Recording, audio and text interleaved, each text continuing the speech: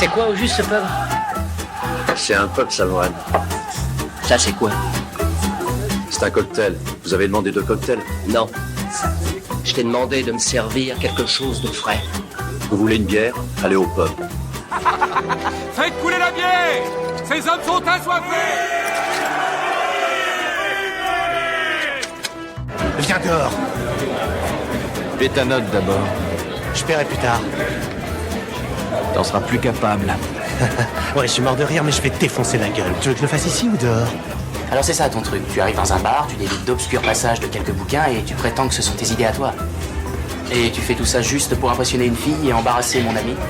Bienvenue, prends un tabouret et pose-toi, tu es au Ciné du Commerce, un podcast où on parle de ciné au comptoir avec une suze qu'on a payée avec la petite monnaie. Je suis Xad et avec Quentin c'est devenu mon habitude, je kidnappe Quentin tous les mois, pour l'embarquer dans le comptoir Time Machine de Force, ce merveilleux appareil que j'aime beaucoup qui nous permet de savoir ce qui s'est passé au cinéma il y a 10 ans, il y a 20 ans, il y a 30 ans, il y a 40 ans, il y a 50 ans et c'est déjà bien. Donc on commence en octobre 2014. Avec Equalizer d'Antoine Fuqua. Je pensais pas que c'était aussi vieux. Ouais. Bah, il y en a eu 3 quand même. Donc faut quand oui, même mais tu vois, je pensais pas. Et là, tu vas te rendre compte que le temps a passé. Dracula Untold de Gary Shore. Tu te rends compte que c'était il y a longtemps quand même. Je crois que je l'ai même pas fini celui-là. Ouais, c'est ça. Je suis pas sûr d'avoir commencé. Horns d'Alexandre Aja. Moi, j'avais bien aimé. C'était particulier quand même. Oui, mais j'avais bien aimé. Tu vois, cycliquement, Alexandre Aja est au cinéma en ce moment. Voilà. Tu veux ou tu veux pas de Tony Marshall, Bodybuilder, Roche Dizem, Bande de filles de Céline Sciamma, Les âmes noires de Francesco Munzi, Gone Girl de David Fincher. Ah, le dernier bon Fincher. C'est parti, bam. Mommy de Xavier Dolan, Annabelle de John R. Leonetti. C'est un film d'horreur ça? Oui. Oui, non mais parce que je me méfie maintenant. C'est la poupée, oui. Oui, maintenant je me méfie.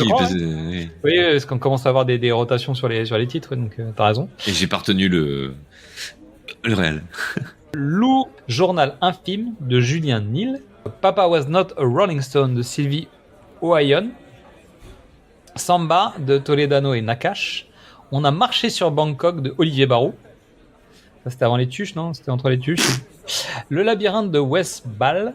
Le labyrinthe, c'est le labyrinthe, l'adaptation des romans, là? Je sais pas. Pas labyrinthe. Ninja Turtle de Jonathan Lipsman, donc qui est le film d'animation qui est sorti avant les réadaptations de Michael Bay, je crois. Ouais, peut-être. Balade entre les tombes de Scott Frank, donc ça c'est avec Liam Neeson. C'est avec Liam Neeson, exactement. Les Box Trolls de Graham Hannibal et Anthony Stacchi, dont Mystery nous a fait un épisode. Geronimo de Tony Gatliff. Fury de David Ayer. Magic in the Moonlight de Woody Allen, pas tapé. La légende de Manolo de Jorge R. Gutiérrez. John Wick de David Leitch et Chad Stahelski. Donc la merde a commencé là en fait. Ça fait 10 ans que c'est la merde. Ça fait 10 ans qu'on nous vend des mecs qui tirent sur tout le monde, des clés de bras, des machins, des trucs. Ça a commencé, là on a vu dans l'émission du mois, on se rend compte que ça y est, ça a pourri le marché en fait. Vraiment. C'est-à-dire que maintenant, bientôt on va envoyer, je sais pas... non, ça va être le John Wick faire des scènes d'action, tu vois. Non, ça va être des gamins, ça va être un bébé. Tu sais, c'est comme Mr. Boss là, ou je sais pas quoi. Baby Boss. Baby Boss. Ça va être la cata, ouais. The Giver de Philippe Noyce. Chef de John Favreau, Vie sauvage de Cédric Kahn, et beaucoup plus si affinité de Michael Dawes, et de November Men de Roger Donaldson. On passe en octobre 2004, ah oui ça commence bien, avec Arsène Lupin de Jean-Paul Salomé. Pas vu. Donc il y a un créneau à prendre. C'était Romain Duris. Oh. Romain Duris sur Arsène Lupin, ça n'a pas été un très gros succès. Mais bon, avec Monte Cristo en ce moment, je pense qu'Arsène Lupin, c'est un personnage. C'était il y a 20 ans, ça va, il y a moyen de... il est déjà sur Netflix. Hein. C'est vrai. T'as raison, non mais là, l'officiel Lupin... Oui. Ah, il est pas officiel. Je te rappelle qu'ils font la comtesse de Monte Cristo, tu vois. C'est une série, c'est contemporain, c'est pas tout à fait pareil. 2046 de Wong Kar-wai. Altra de Benoît Delépine et Gustave Kerverne. Faudra qu'on se fasse un dossier, un de ces quatre là-dessus. Alive de Frédéric Berthe. Genesis de Claude Nouritsani et Marie Perrenou, qui est un documentaire. L'enquête corse d'Alain Berberian. Je crois qu'on parle de Corse ce mois-ci. Ouais, vite fait. Rapidos, mais je crois qu'on parle de Corse. Oh là là, tout ça pour placer son Gérard Jugnot, là. C'est clair. Le carton de Charles Nemes, dont j'ai fait un épisode l'année dernière. C'est pas forcément mon meilleur dans le calendrier de l'avance sur les boîtes. Les Revenants de Robin Campillo. Donc ça, c'est le long métrage qui a généré ensuite la série télé. Pédale dure, ça c'est pour toi ça. De Gabriel. Mais vas-y. Les gens ne savent pas encore. Ah oui, non, c'est vrai. Non, mais ce mois-ci, ils vont le savoir quand même. Ah oui, je crois d'ailleurs qu'ils le sauront au moment où c'était. Ah, c'est pas sûr. Ah bon, tu m'as relégué au fin fond encore? Ouais, non, je pense que t'es dans la deuxième quinzaine. Donc ouais, non, si ça se tient. Donc pédale dure. Petit clin d'œil à Quentin. Quand la mer monte de Gilles Porte et Yolande Moreau. Un long dimanche de fiançailles de Jean-Pierre Jeunesse il y a 20 ans. Waouh. Ouais. Tac. Vipère au point de Philippe de Broca, donc il doit être un des derniers de Broca, je pense. Eternal Sunshine of the Spotless Mind de Michel Gondry, 20 ans. Resident Evil Apocalypse d'Alexander Witt, donc Alexander Witt dont on a déjà parlé plein de fois avec Mystery dans les épisodes sur James Bond. L'histoire du chameau qui pleure de Biam Basuren Dahava et Luigi Falorni. Man on Fire de Tony Scott. Gang de requins de Bibo Bergeron, Vicky Jensen et Rob Letterman. L'enfant au gros lot de Jacques-Rémy Gired.